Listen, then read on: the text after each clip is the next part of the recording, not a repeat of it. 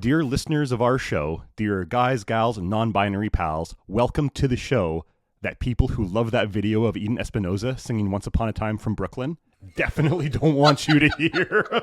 It's Monkeys and Playbills, baby. Oh my gosh, we're back. Hello, everyone. I'm Jillian Willems. And I'm Paul DeGurse. And here we are to talk about... Lempicka. Oh my gosh. Here we are back after a year hiatus. Is it a year? Yeah, pretty Like much, about- because we had like our little live thing. But in terms of an actual season... We took a year off so that you could have a baby. Correct. And so that I could give birth to new musicals. That's right. One of which you helped with we as were well. each having babies. Also, you got married, Paul. And you Yes, got that's married. also. Hey, so did you, producer Dav. I was saving that for you. I was saving that for your update. To each other, for context. That's producer Daff on the ones and zeros, as always. The what? The ones and zeros. I'm programming in binary now? The ones and zeros, is that coding? Yeah, that's like she's on the computer on the ones and zeros. I'm not coding. I've never heard that before. That sounds I like hacking a into boomer. the mainframe? Okay, boomer. Yeah. What are we here to do other than talk about Lempicka? But like, what is this show about? What is the context? What is the overreaching umbrella? You know what this is, Jill? What? It's a show about Broadway musicals that had runs of 100 performances or fewer. And what the heck happened? And it's called Monkeys and Playbills. Yay. I'm really excited first of all, for this season. Me We're too. in the middle of the post-pandemic new musical boom. That has been a phrase like jumping through my mind listening to this show specifically and getting ready for this episode. And we'll talk obviously more in detail about that later, but you're exactly right. This launches us so perfectly into that post-pandemic musical theater genre. We should absolutely bookmark it to talk about a lot more later, because a big part of a lot of the things I find challenging about this show, I think maybe are a result of pandemic and the weird break that happened right in the middle of its development process. Totally. Yeah. When I suggested this show as like our season opener, I was pretty sure it was going to be really good. I also kind of thought the same. Yeah. I was hoping it was that one that we were going to find that like that we could get upset about having closed. Yeah. You know what I mean? And we could all rally around it. Well, then based on the people who were involved in the That's development right. process and what kind of the buzz had been, we'll get into all of this. Yes. This was all... This is no Diana. No. Although it does have a similar development history, I guess we can talk a little bit about that. It does, absolutely. I hoped this was going to be Fun Home, Yeah. and this is kind of the Pirate Queen. Ooh, fascinating You know? comparison. Yeah, you think so? Yes. Yeah. Maybe that's just the Elphaba thing coming through. Yeah. So much to talk about. I know. All the freaking Elphabas. Why don't I Elphaba get us connection. situated in terms of time? Yes, please. And then we can get into some history. Hot damn. Okay. It feels good to be doing this again. Let's go.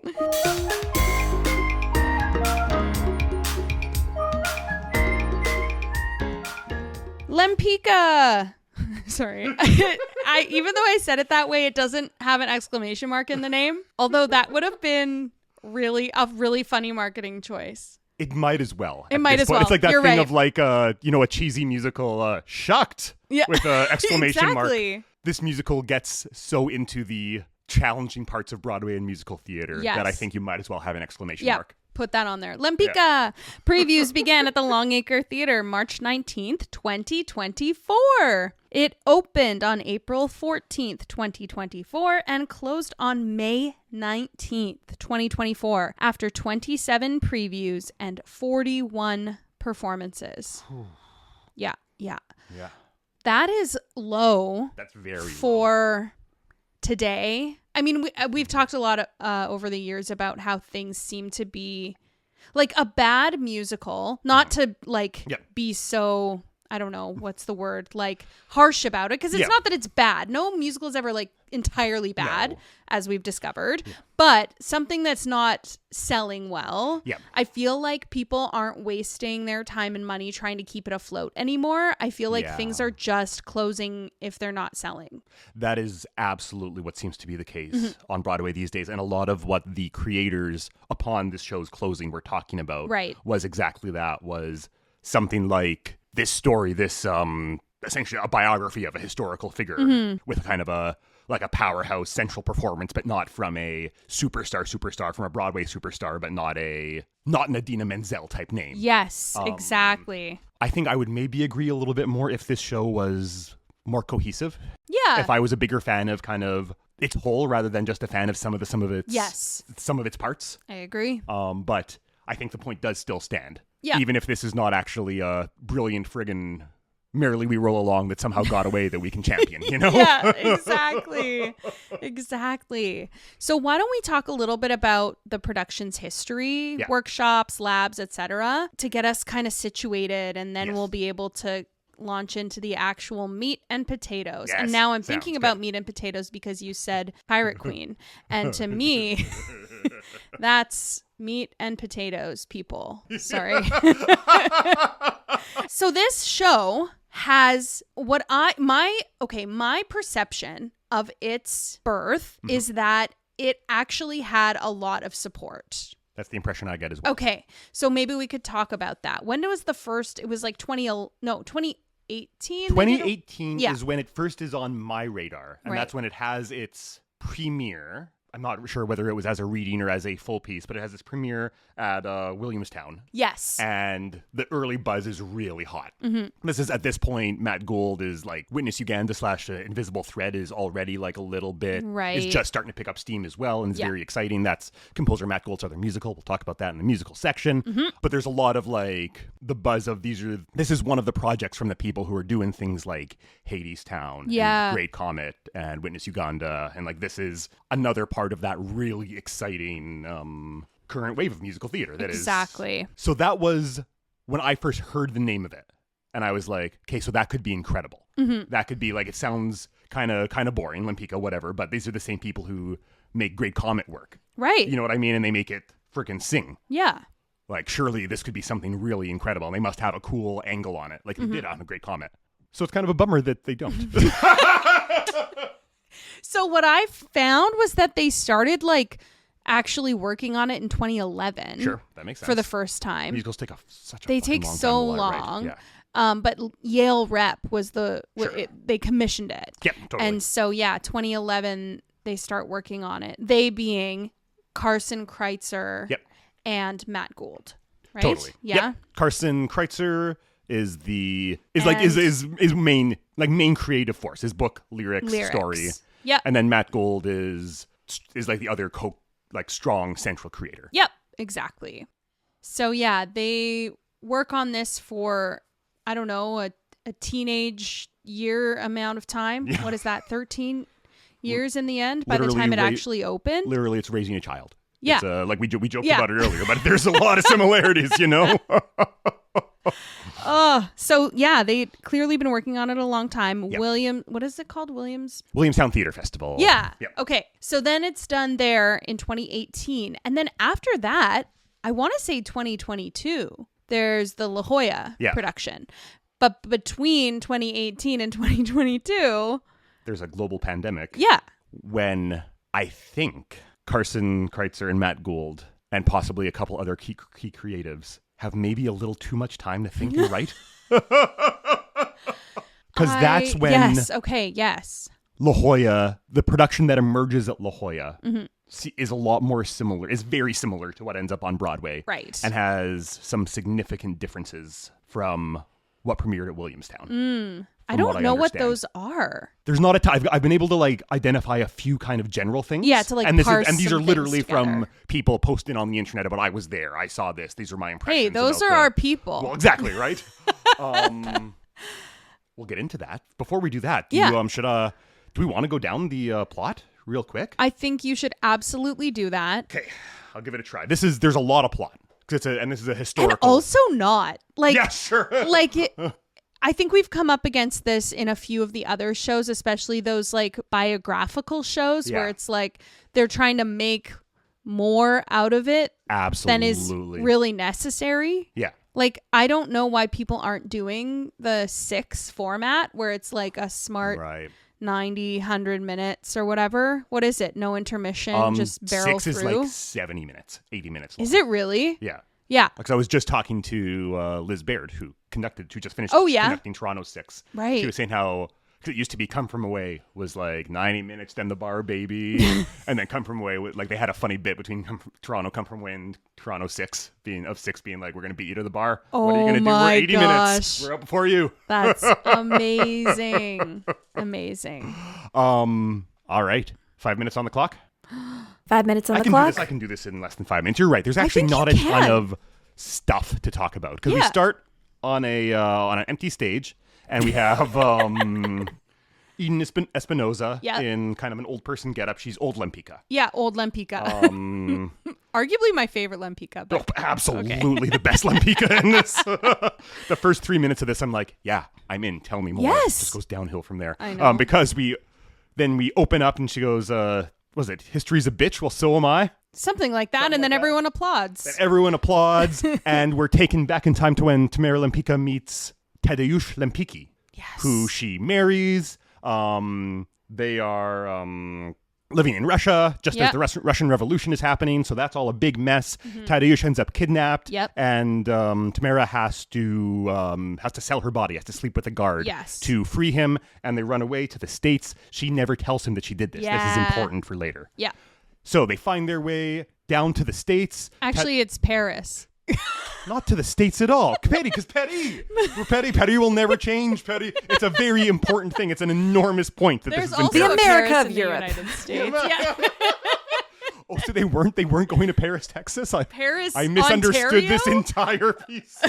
That would actually be amazing. They get to Paris, and Tadeusz doesn't want to work. He's an aristocrat from Russia or whatever. Yeah, I love that boy energy though. Yeah, absolutely. I don't think we have to work. Yeah. And Lempicka's like, we absolutely have to work. What are you talking about? Okay, I'll do it. So she starts painting. She's like, I'll sell paintings. She ends up meeting this man. Marinetti or something? That's his name? She meets this guy, Marinetti, who kind of represents all the other painters in the world and like the arts community. And that's a great way to put it. Like who does... What's her name play in Midnight in Paris? Okay, what's her name? Oh, I don't know. I know. I hope you've paused the timer. So, the actor is Kathy Bates. Gertrude Stein is the Gertrude person that Stein. Okay, so Marinetti to me is like the Gertrude Stein where everyone's looking to that person for like artistic opinion. But yeah, it's just like that general representative of like people's opinions about art. Exactly. Yeah. So he kind of lays out the fashion of the day and what's happening in the future. Kind of gives Lempicka something to hold on to. Yeah. And then does she find her way to the club and meets Raffaella? I can't recall if she just like sees Raffaella on the street and is like, I need to paint her. I'm gonna paint her. But she sees this woman, this like an exotic dancer. Yeah, she's like a sex worker, and is instantly infatuated with her. Yes, and wants to paint her and goes to see her at the club where she does a big old number, and it's great. Yeah. And they meet and they start an affair. Basically, yep. Yeah, absolutely. They that takes us to the end of Act 1. That's all very very emotionally charged. Yep. You got 90 seconds. Okay, end of Act 1. Eden Espinosa sings Woman Is. It's the big end of Act 1 song about Raffaella. Yeah. And then we get to Act 2. Act 2, everything falls apart because World War II is coming, and that's reflected in the art. Yeah. What's his name? Manchetti. Marinetti. Marinetti is a fascist now. Yes. And something about her husband having an affair also. Tadeusz is also having an affair, and Tadeusz and Raffaella meet each other, and he knows about the affair, and they let the affair go on so that Lempicka can not necessarily appear queer in the in the public perception. Everything falls apart. Raffaella leaves her. Tadeusz leaves her. She moves to the States, which you were describing to the before. States, where we find her as an old woman, and the play restarts as a circle. Basically, because it was all a dream, and everyone's twins. It was all a dream. That's the boom scene. That's it. There's tons of music. There's big soaring ballads. There's so much belting and power mixing that your ears will start to bleed. Like not even. But it's all the same tempo. And the set is weird. Yeah. And I don't know. If we wanted to buy tickets to this show or license this show in the future, what would the official breakdown of this be? So I found, because I assume the rights are not out yet. I would imagine not. I bet either they're going to hold on to it and do a bit of rewriting and release them, or maybe not. Send it out on tour first. Yes, exactly. So the synopsis I found was from NewYorkTheaterGuide.com. Lempicka is based on the life of Tamara de Lempicka, a Polish artist known for her Art Deco portraits and daring lifestyle. Interesting choice of words, both of which oozed sensuality. The musical follows the title character as she flees the turmoil of the 1917 Russian Revolution to Paris, where she's embraced by high society, but faces personal and professional challenges. It's a real bummer for this musical that Sunday in the Park with George and Cabaret have both already been written. Oh my God. You know? And actually what you were describing of happening with Moulin Rouge. Well, you didn't say Moulin Rouge, but that's where my mind goes. It's like, okay, so we've also done Moulin Rouge. We've also done Great Comet. Like, they all kind of orbit that same theme and style. I have many challenges with it. I always go in trying to be, I don't want to say a piece isn't bad. Plays aren't ever bad. They're just not done or don't work. And there's always ways to kind of rep. And this one doesn't work. Mm-hmm. And I think we got to talk about why. Yeah. So let's get into it. So let's start. Book by Carson Kreitzer and Matt Gould. And then I wrote in parentheses, seems like they've been writing this for like 16 years, ? And that was before I knew that they'd been writing it for as long as they That was just your impression was this took a long time to write. Yeah. Yeah. Also based on Matt Gould's Instagram, but we can get into that later. Music by Matt Gould. Okay, I'll talk about his Instagram after. Yes. Lyrics by Carson Kreitzer. So Carson Kreitzer is a playwright who lives in Minneapolis. So in theory, we could drive down and say hello. But she also wrote a musical about Oppenheimer. I saw that. Which now that I've found that out, I'm going, okay, I want to know about that. Yeah, absolutely. So, and a few other like plays, I think, too, if I'm not mistaken. Now that's somehow for the only time ever the name Oppenheimer is like bankable. Right. It's like you could actually maybe sell some tickets based on that. Yeah. And then original concept by Carson Kreitzer as well. This is what I think. It seems like this is Carson Kreitzer's like heart project. Like she's the one like who really, because even Matt Gould, who I think worked on it a lot, obviously, is writing a bunch of other things while he's writing this. I get the impression. Yeah. Music was orchestrated by Cian McCarthy, and then music arranged by Remy Kurz. Yeah. Yep. Matt Gould. I'm just going to quickly start because they don't have Wikipedia pages. Nope. And I like that. Yep. So then I was like, that means that they're like humans in the world right now. Totally. So I found Matt Gould's Instagram. Yes. And I was scrolling through, and it's full of like little clips of things that, he's working on, reasons he wrote things that he wrote. And it's very nice to see a composer talking about those things because I feel like we don't always get that glimpse into what they're working on. And the other thing too is that Matt Gould was like engaging with the comments a little bit, which was kind of nice. So I appreciate that, and I'm interested to see what comes next. Yeah. I first became aware of Matt Gould through Witness of Uganda / Invisible Thread, which I think we've talked about a little bit. And that's, I'm not super familiar with it, but I've listened to it a couple times, and it's exciting. Yeah. It's doing the thing that you want a good modern musical to do, where it's in conversation with like modern musical styles, and it's using those, but not in a way that feels put on, in a way that feels, this is just a composer with a contemporary sensibility writing contemporary music. Yeah. So he describes the music for this piece as, what was it? Romantic electropop? That sounds correct. Like in terms of what we heard. What we heard. Yeah. And I think that's also a good description of when this is working for me. Oddly enough, it's when it leans into both of those things. There's a few times when it gets a little too just romantic or a little too just electropop when I start to check out a little bit. Yeah. But there's some numbers especially that really marry the two. And I mean, I'm a sucker. I guess we're starting with music. Start with I'm a sucker for an electronic drums, sequenced drum beat. So Yes. And all of that, like right off the top, especially, I'm like, yes, let's go. We've got some very contemporary musical textures in a period story, which is very exciting, which is very fun, and kind of seems of a piece as well with something like a 6 at the very least. Like that's the world with something like a Hamilton. Yeah. That said, the music never, as a whole, definitely doesn't get there for me. It's I was trying to like figure out whether it was the music or the lyrics that were the thing that were stopping me from, like, what was it that was stopping me from really enjoying or immersing myself in this world and story? I wonder if, I think the lyrics are weak. I'm with all the love to Carson Kreitzer in the world. Yeah. I think her writing is where I really have some trouble, both in this and in the book, which we'll get to in a second.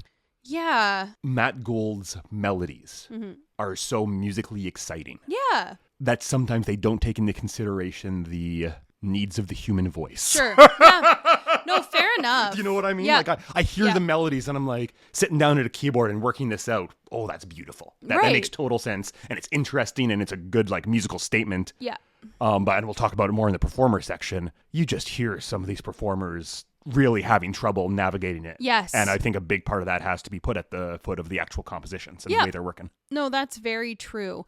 I was like instantly brought back to the feeling of watching American Psycho. Yes! There's a lot of American Psycho in this. It doesn't actually always feel contemporary to me. It feels dated contemporary. It's like, oh, this is like modern ish music. Like specifically the Age of the Machine song that exactly. It's Manchetti sings or whatever. Exactly. And it's literally like I was like, this could be out of American Psycho. 100%. Another composer, another Duncan Sheik, another composer who really plays at his best, plays really well with contemporary musical textures. Yes. Yeah. So it was interesting to be like, oh, it's already the 2011 stuff that like hasn't actually we've not been able to hold on to that here. Yeah. So that was what I noticed about it. And then other times in the finale, for example, I was like, oh, this sounds just like Dear Evan Hansen, which to me, or Greatest Showman, those Pascal Paul shows that are almost dictating and steering the post-pandemic musical sound, to right? say the least. And so we've got to make our peace at this point. That's part of the texture, and absolutely just got to keep on celebrating composers that do it better than Pasek and Paul. Yeah, but that's okay. Like they will. They're coming. People absolutely. are coming. But someone had to introduce and I think that. freaking Matt Gould does that in Witness Uganda. Like I think that's a better version, a really strong version of the Pasek and Paul thing. Right. And this feels like a bit of a photocopy of a photocopy of it. Yes. And so like I'm always curious as to like what came first, right? Music, lyrics. Obviously idea comes first. But in terms of establishing sound or style, maybe there wasn't as many conversations about like how things were going to work together. Yeah. I think I could see that. I could see that being a possibility, knowing how disjointed this production feels. Right. Which we'll get into as we get into the kind of the lower creative sections, which all never really come together into one cohesive piece. I also wonder if some of it is the style of the day, where it's such a style on Broadway now, this super athletic vocal performance in our leads. You see that in our Evan Hansens, in our sixes. Yeah. You know what I mean? There's something very interesting in having one of the OG Elphabas starring in this, and knowing that Wicked was kind of the start of that, of this really, like, not the start, but like was such a big proponent of this enormous vocal athleticism. Yeah. And Eden is kind of overwhelmed by it. And we'll talk about that more in the performance section, but I think that's part of it. It's all connected. Yes, it is all connected. It's like, what's the cost of the story? Like, you kind of, as you're creating a new piece, which, I mean, I've never actually created a new piece, but I've worked on a lot of new work together, even you and and you've had the relationship that like Rachel Chavkin has with this, which we'll talk about in a second as well, which is a very important relationship. So important. But I feel like, the story always matters the most. It's what literally, if not, we would do a concert. They're cheaper. Yeah.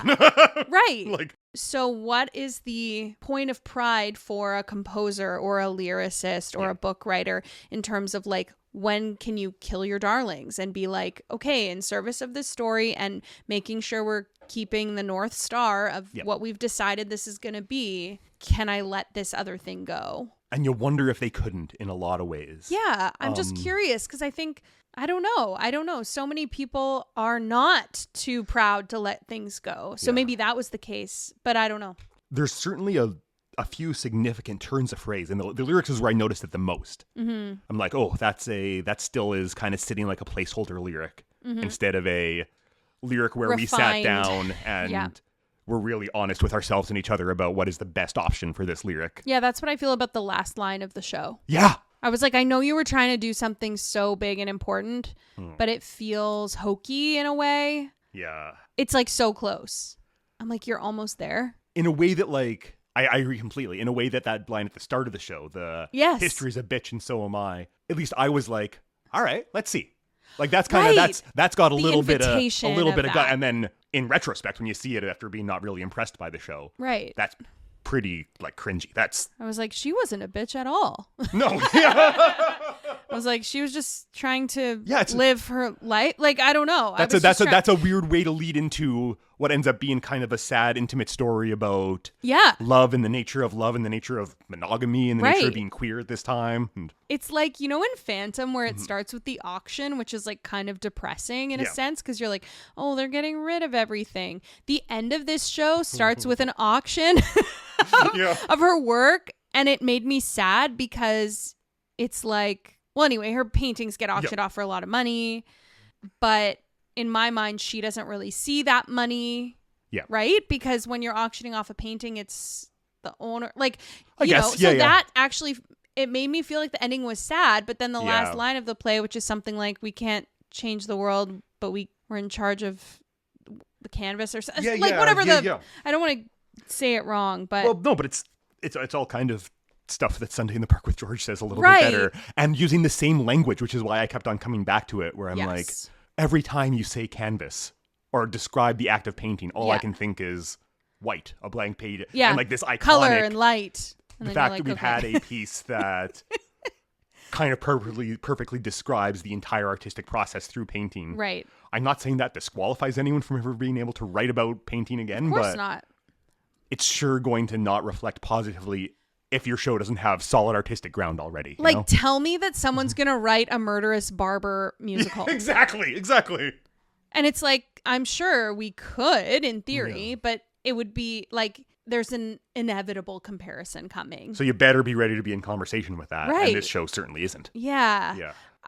It's very interesting. And I didn't, like, when I stopped watching it, I was like, okay, well, I don't really want to go learn any of this music. I'm not really inspired to even, like, super listen to it again, if I'm honest. And I feel a little bit bad about that because I'm like, it has potential to be a really great and important story. But I just, if I may, I think the book as well was maybe not quite stylistically in line with the music. So the book was a little bit more campy even at times. And I was like, oh, if we're doing camp, like, let's do it. I think that's a good observation, but it's when the book's doing camp and the music's almost pulling you towards like melodrama. Yes. 100%. Then it stylistically does not come together in any way that was fun to watch, frankly. Yeah, no, I agree. I feel bad being like kind of negative off the top, but I really just wasn't super thrilled with how those elements were working together. No. I agree. I agree. I wonder what is important about this story and what should it be focused on? Okay, what I think about Sunday in the Park and Pippin is that when I see a man on stage complaining about how hard his life is, I'm just like kind of like, okay, and absolutely. And I feel maybe I feel bad about it. I still enjoy those musicals. That's fine. But that specific story, I'm like, okay, great, next. Absolutely. So this is that response, right? Absolutely. Where I go, oh, wonderful. We're getting this story about a woman who was navigating being an artist, but not actually the challenges of being an artist. Yeah. It was the challenges about her existence, really, if you think the challenges about it. of living her life the way she wanted to live at that time. Exactly. And like, you know, her queer identity and how that fit in with her public persona. Like all of that, I feel like that's the exciting part that absolutely needs to be on stage and be seen. So then I'm like, well, now I'm sad that it closed so quickly, because it's like, do people not want to see that? But then we're all like shouting, oh, I want to watch that. Then we're not going to it.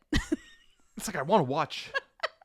I'd be excited to watch it if it works. You know what I mean? Yes. Like I'll go. It's like a compare and contrast Sunset Boulevard. Oh, sure. A little bit. Yes. You know what I mean? It's another Absolutely. another story where we can have a like a woman in the center fucking tearing it down left and right, and it's a really compelling, interesting story. And that is one that has entered our canon. I'll never argue we need lots more. We need to be writing those every day. Let's move on to performances. Yeah, great. I think it becomes a discussion of like, I think if this musical if the pieces function together a bit more, or if there was a different person in the lead. Yeah, okay. Maybe the conversation becomes a little bit different. Okay, I think the Eden of it all is maybe a part of it, you know? So yeah, okay, let's deviate from what it normally is, where we talk about direction, choreo, and then design. Let's go into performance. I think so, because it's such a performer's piece, right? Yes, you're right. Yeah. And as an ensemble. Can we just skip the ratings? Is that okay? Can we make that a thing right now? We'll just skip it. It's fine. I'm liking the conversation. I don't want to interrupt the flow for ratings. We can also do a speech about not doing that. Oh yeah? Well, here, I can do that right now. I don't like the ratings on this show. I think they interrupt the flow of conversation. So we're not going to do them anymore. Paul just wants to have a beverage and talk. Paul's doesn't want to do school. Hard opinions like numbers feel antithetical to being able to talk about a musical. Yeah. It's not clear exactly what went wrong. That's kind of what we've learned in this show. Yeah. Instead of giving a rating, I'd like to move directly on to talking about Eden Espinosa and the rest of the cast of Lempicka on Broadway. Yeah. Let's do that. You're on to us. This entire podcast has been an excuse for Paul to drink whiskey in the middle of the day and talk about musical theater with his friends. The jig is up. Yes.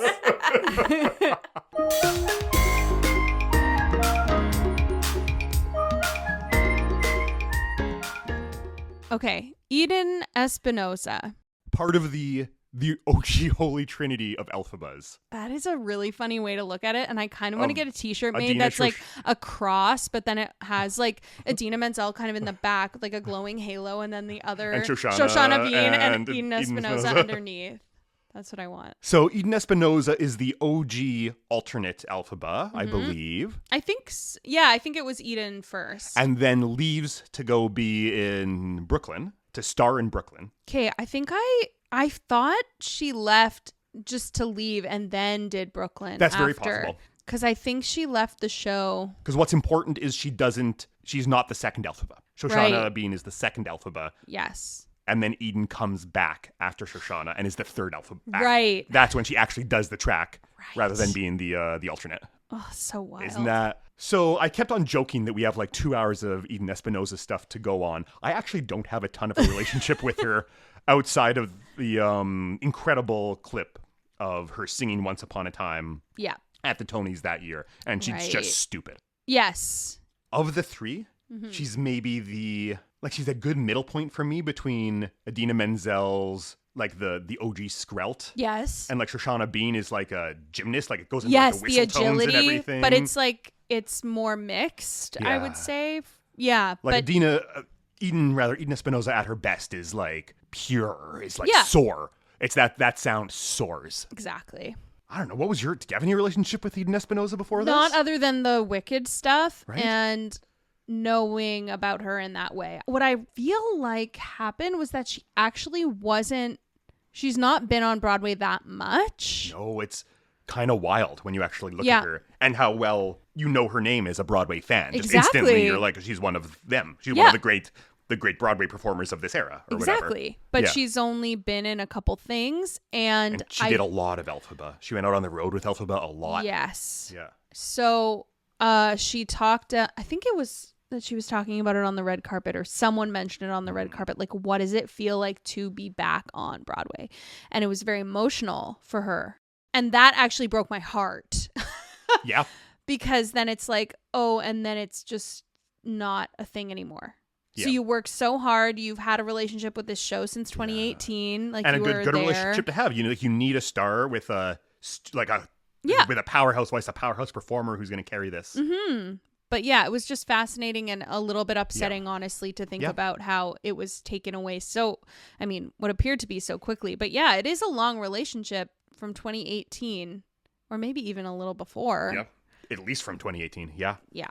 I agree. It's heartbreaking, and I can imagine she feels a lot of pain. From what I understand, we should just get right out with this. At the very least, the stuff that we saw, she does not a very nice job in the show, I don't think. I think especially she doesn't sing very well. Yeah, I know. Yeah. I think that I really actually liked her performance quality. I thought her connection to the material, she made it look really easy breezy in terms of like physically being in space and navigating the book. But in terms of the music, I felt she was pitchy. Yeah, and that's too bad. I do agree. Yeah. Actually, I think she's a nice Lempicka and does a nice job carrying the show in a general sense. It's almost shocking that the big trouble is the thing where you're like, oh, but Eden Espinosa can sing. Yeah.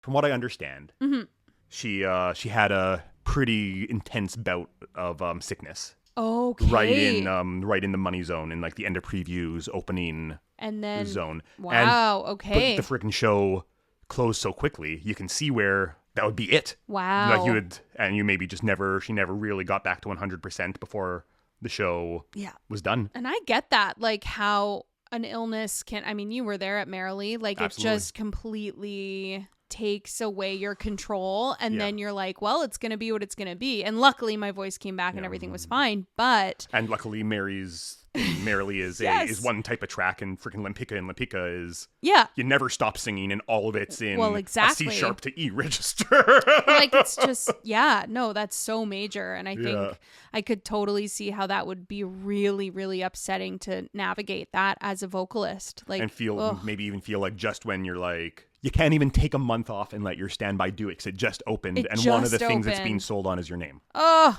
the pressure, right? Like, I don't. It's important to acknowledge that. Yeah. That insaneness for not being like, can you believe Eden Espinosa did a bad job? Yeah. Like, that sounds like, because I like the cast recording. I know studio, you can do whatever you want, whatever, and, clean up pitch especially, but I think she sounds nice on the cast recording. I think there's some really exciting stuff, and she's got an exciting freaking powerhouse voice. Yes. So if you're 46 years old on stage as a lead and the story centers around you, great. Because that's not a thing. Yeah, absolutely. I mean, Sunset Boulevard is a really excellent comparison to draw, because that's another one I imagine where I'm like, oh, that character. Okay, an older woman. But in general, these stories still aren't being told. Yes. To the extent that the story of a white man whose life is very hard has been told so many times in so many different ways on our stages.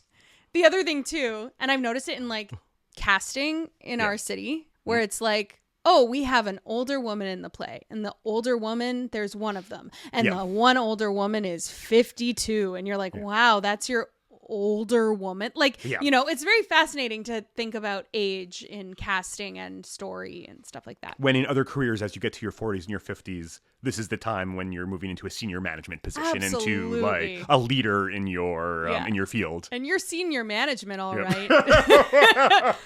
But it's just like, I don't know. It's something that's been on my mind so much in the last few years, of just like, oh, okay, so the oldest people in your show are 40 and 44. Yeah. Cool.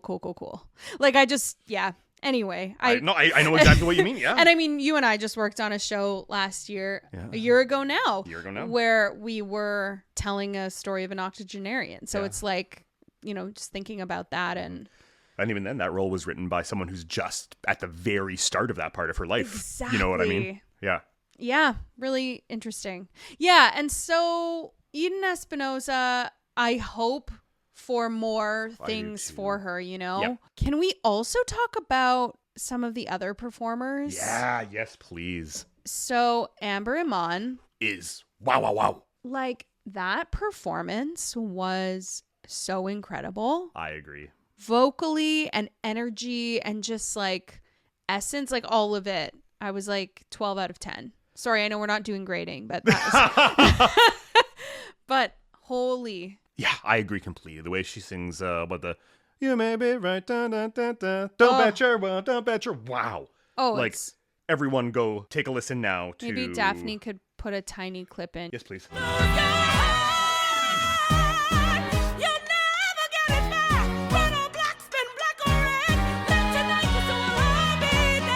It's very impressive, like the jazzy way that they're navigating all of that.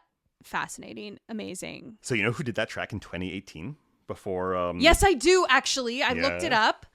It's a Carmen Cusack. Carmen Cusack. Right? Yeah. When did we talk about from her? Bright Star. Bright Star. And also another Elphaba. Can't really imagine her I know, right? in that track. Yeah, by all accounts, it was also very nice, but Amber Iman just crushes it. There's something about, I don't know. There's something about she navigates the music vocally so much more confidently than Eden does. Yeah. Yeah. And it's like... Just seems so easy and ingrained. Part of it's maybe even a generational thing. You know what I mean? These kiddos who are going and doing 6 now, their voices are of a different mold in some ways. No, I know. It's true. It's true. Things have changed so much in terms of vocal production and style. Even since we were coming up. Yeah. Which is wild, because we didn't come up that friggin' long ago. And I am not interested in changing. I'll be honest with you. No. I am tired. I'm not going to do learning how to that sprout anymore. for 80 minutes constantly. Anyway. What did you think of Marinetti? He's got like 12 songs in this. I feel like, well, it's too many songs. It's way too many songs. I liked his charisma. What's the actor's name again? George Abud. Yes. Very charismatic. Yeah. I appreciated like the specificity of text and vocals, like very good, capable. But maybe it's just the part that I wasn't crazy about. I'm kind of like, Yeah, it is this weird thing where he's got to kind of be like freaking, what is it from Sound of Music? Uncle Max? Yeah. Smarmy. Yeah, Smarmy. He's the one who does get caught up in all the bullshit so that our main characters don't have to. Yeah. And so you see that and you're automatically like, well, you're going to be a fascist just by the, like, you're going to be, just by the point that you occupy in this story. You're going to get swept up in World War II or whatever, I know, you know? a fascist when I see one. Exactly. Paul de Gers. Yeah.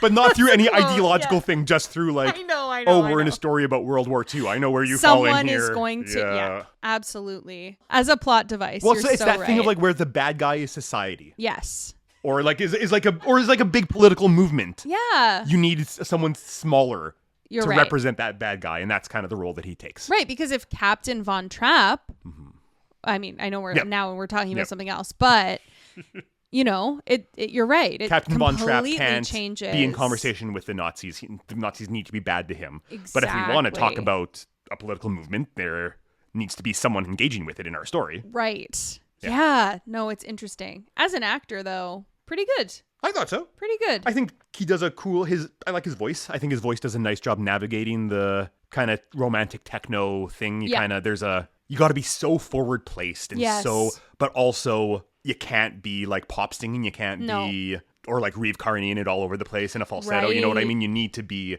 like Il Divo almost. Yeah, good point. Totally. Which brings us to Andrew Szymanski, who plays Tadeusz Lempicka. I really like his voice. Yes. But again, I think the character is just a total snooze, and even the music felt kind of like useless and couldn't agree more. For his character. Yep. But I really like his voice. Yeah, his character is maybe the big problem. For me in the story. If the story is actually about Tamara Lempicka and her queerness and her journey as a revolutionary artist, as a woman. Yep.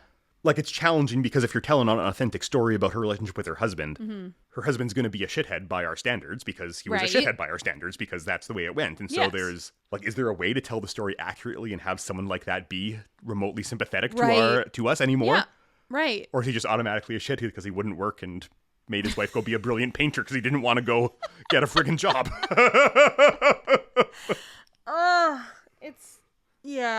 Yeah, it's just hard to I would have preferred if there were no men in this play. Like, sorry, but I kind of why have that be a character at all? Yeah. Like, we could probably tell the story without 80% of the people that were in the show. I agree. Like, you probably don't need the ensemble as great as they were. I don't think we need Marinetti, and I don't think this show needs to be as heavily in conversation with the rise of fascism in Europe as it is. Right.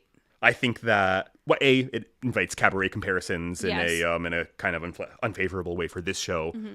But even more, I'm not convinced Lempicka was actually that in conversation with it in her life. Yes, and right. it seems like she was much more in conversation true. with queerness and art as a reflection of that. Mm-hmm. And art as a reflection of her role as a woman in and a Europe. mother, too. Yeah. I think she painted her daughter a fair amount. So I'm more curious about that stuff.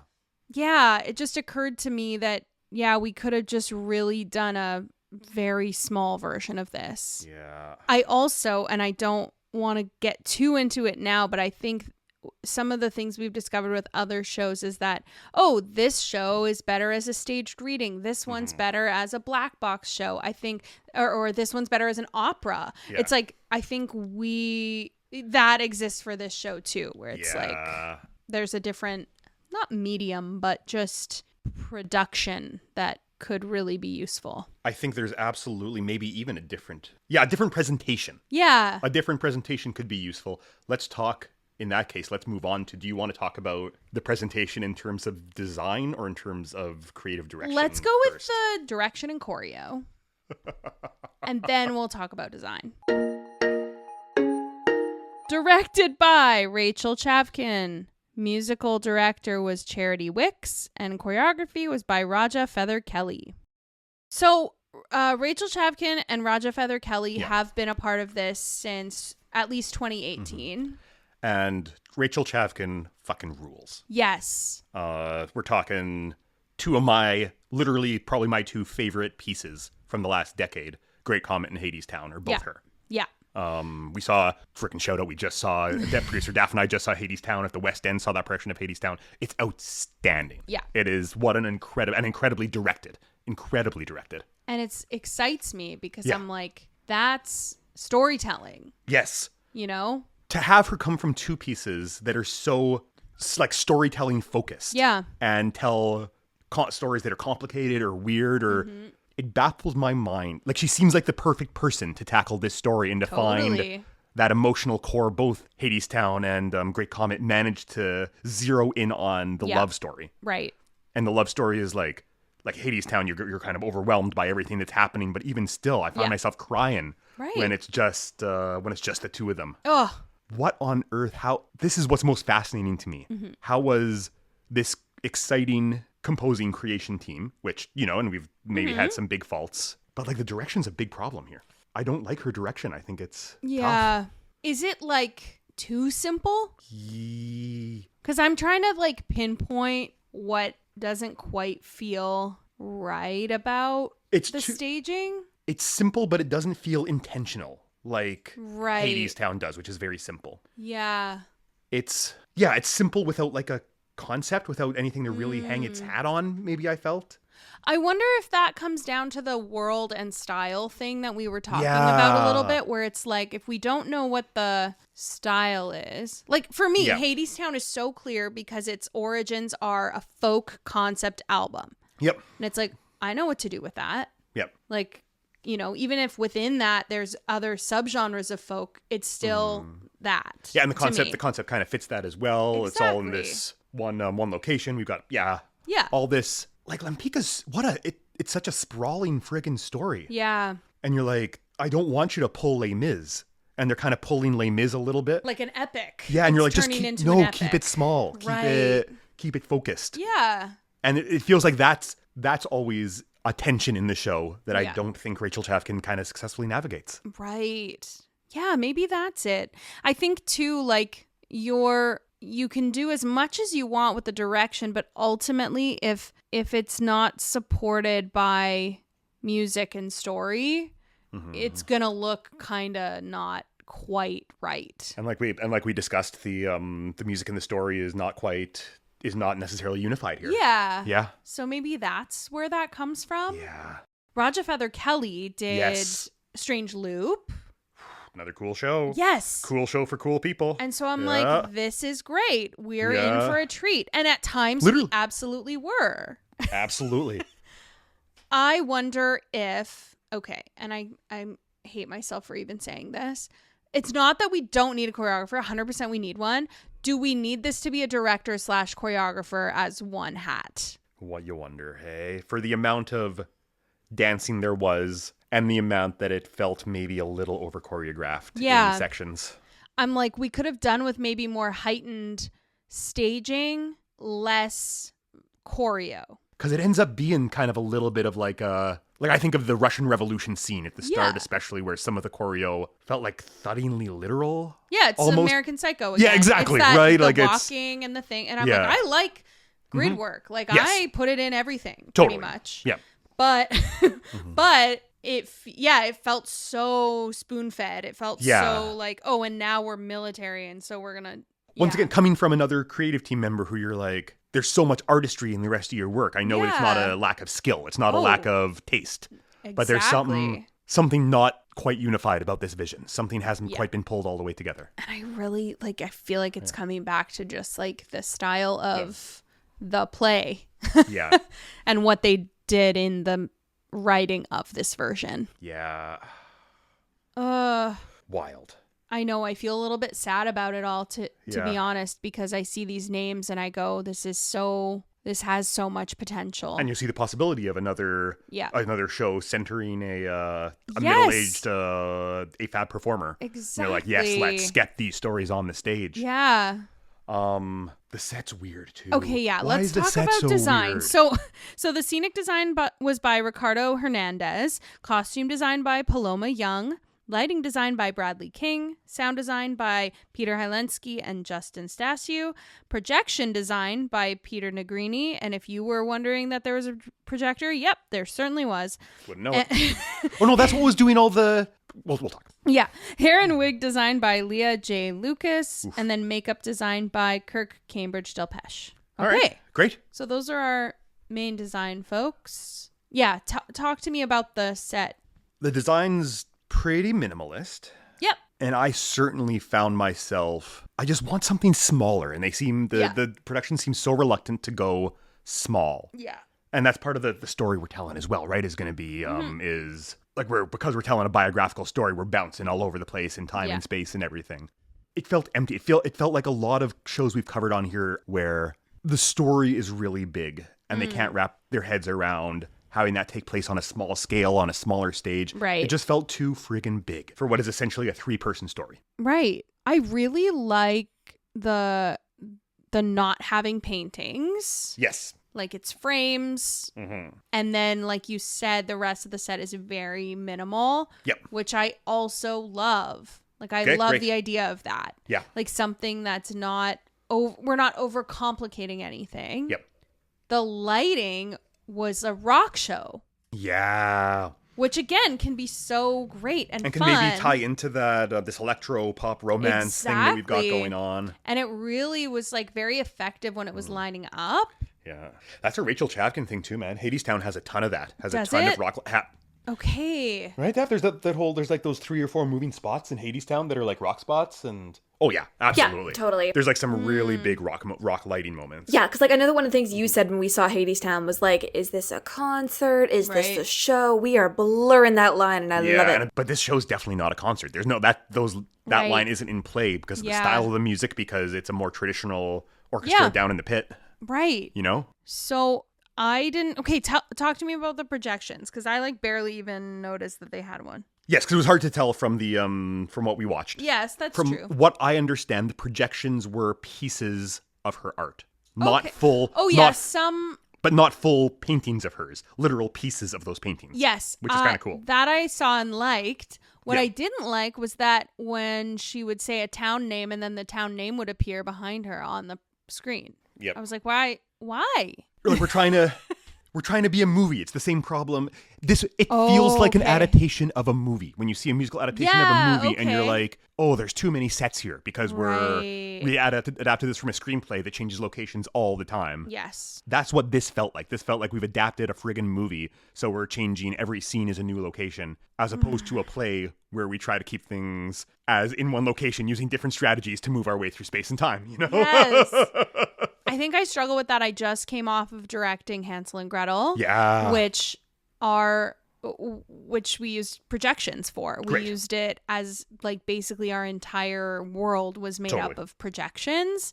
And to me, like if you're going to use them, that best be how you're doing the whole show. Yeah. Like you're either making it a part of it or not having them at all. It's like I'm not really interested in supplementary projections. Almost at that point, are we in a university lecture all of a sudden? Right.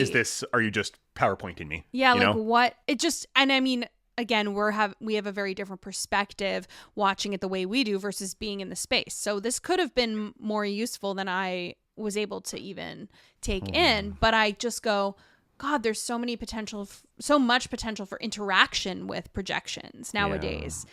Like that should be your device. That's what the revival of Sunday does. Yes. Right? Absolutely. Exactly. And so, but then you're also are you recalling that? How much can you get into that without being like, oh, this revival of Sunday did this really great thing where they're projecting That's true. all that. That's very true. But pieces can exist.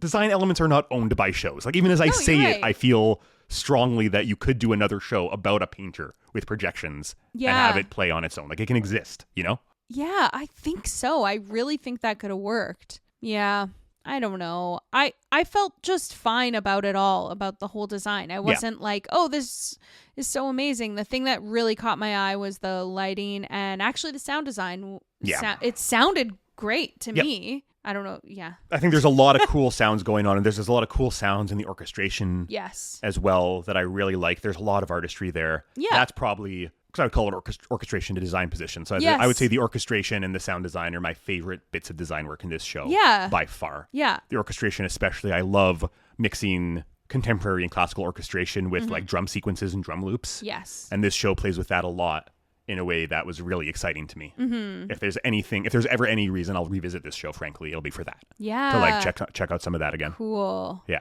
I wonder if we want to make any like last observations about the show. We can maybe talk about like how it could exist in a slightly different like version of itself. I would love for this show to exist in a different version of itself. Mm-hmm. Like a 4-person version. Yeah. Just like if we're talking, we're not going to cut anything or whatever. Yeah. I would pitch a 4-person version, so it's just Lempicka, Tadeusz, Raffaella, and Marinetti. Yeah, those are the only 4 people existing in the show. Yes, and then I don't know, we'll adapt it to make that work. But like, keep it small, keep it about, and let like Tadeusz and Tamara's relationship be what makes all the comment on the time we're living in and her status as a woman in that time and as a queer woman in that time. Yep.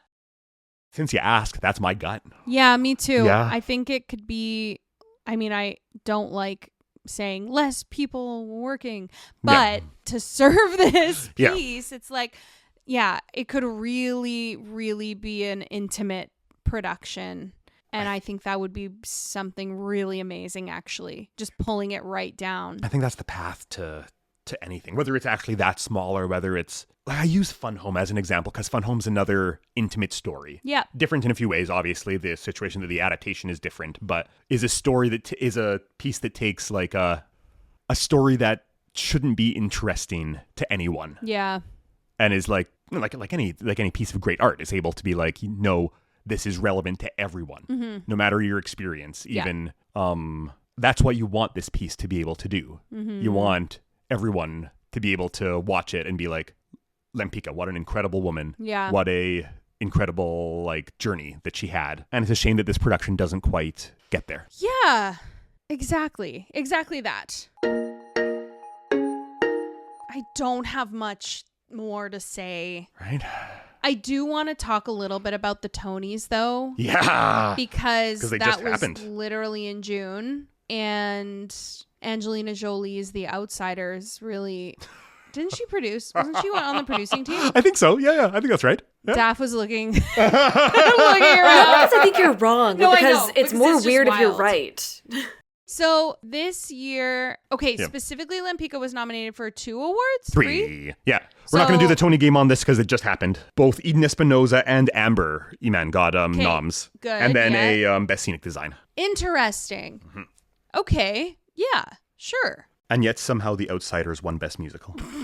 I'm like shocked that Suffs didn't win, actually, if I'm honest. Frankly. Okay, so the thing I'd be more excited to see if I was magically transported to New York tomorrow would be like Stereophonic. Yeah, over I'd like Outsiders. to see that. Yeah. Also, though, Stereophonic is technically a play. It is, yeah. And then Water for Elephants is a book / movie / I thought it was a play, but it's, I guess, a musical. It was nominated in the musical category for whatever reason. Didn't know it was a musical. Yeah. Wow, that's very bad of me. Should we do like 2 seconds on the Merrily revival? Yeah, let's / on Merrily, like Merrily follow-up, because this is the first time we've met since actually doing Merrily together. So, okay, a few things our listeners know. We obviously did an episode on Merrily. On the OG production of Merrily. Exactly. The bleachers. Mm-hmm. Yep. Starting with the sweaters. Yep. Yeah, exactly. Okay, so we did that episode on Merrily, and at the time we didn't know that it was going to be done here. Nope. And then we did it. And it was very exciting. Jill played Mary. It was incredible. I was lucky enough to play in the orchestra under our dear friend Joseph Tritt, who music directed it beautifully. So wonderful. It was a lovely production. With so many great friends involved. Yeah, absolutely. It felt, it's a piece that rewards like having an intimate knowledge of it so much. I found having done the run and spending 2 or 3 weeks watching the show and hearing the show a bunch. Yeah.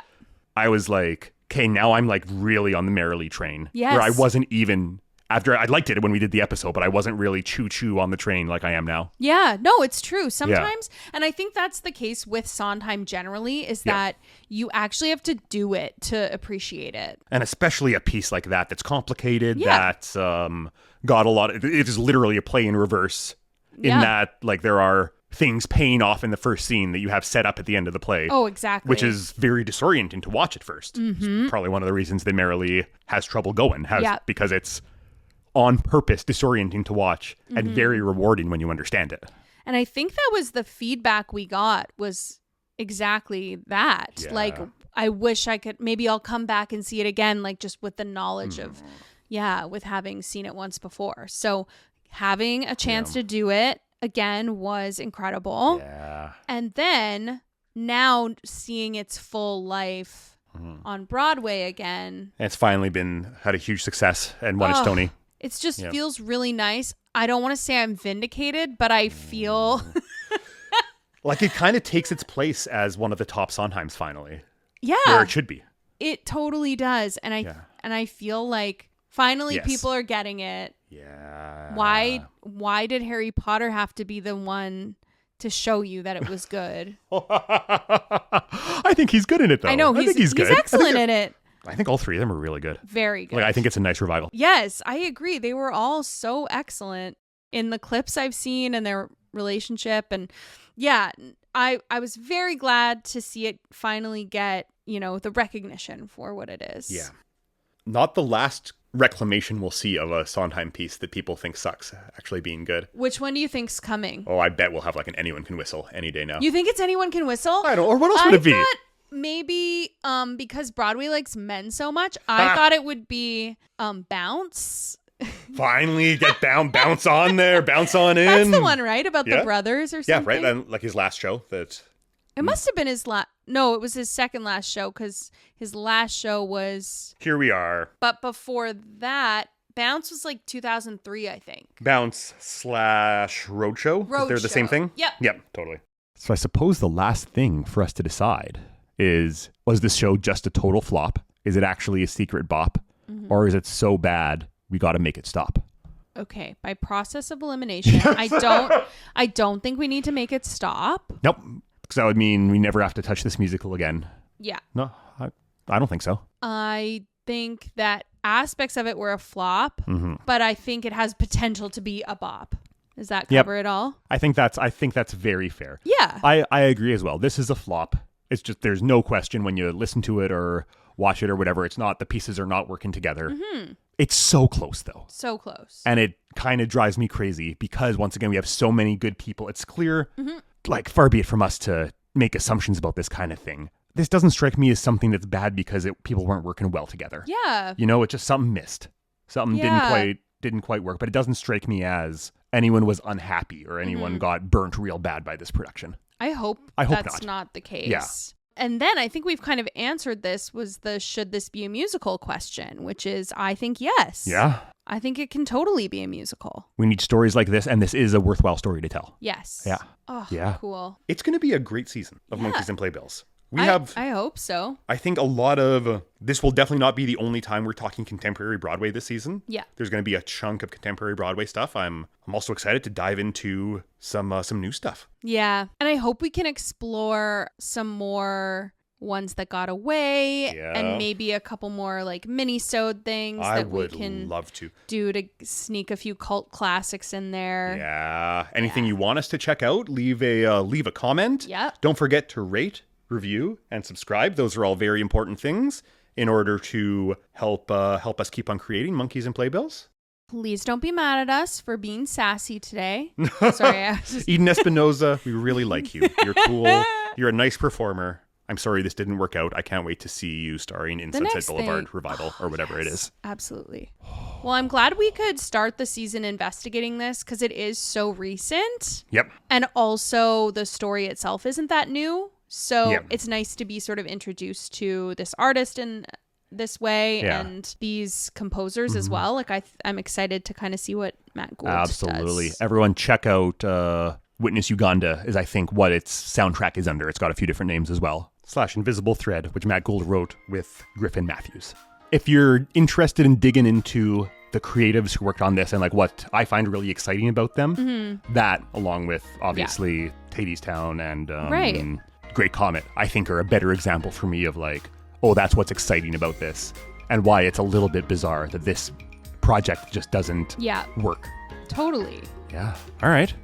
Well, oh my gosh. Did we do it? We did. Is there anything else? Is there anything else? Episode 1. Okay. See you next time, y'all. Join us next time for... And then you can just cut to the music. Cut to... Yeah.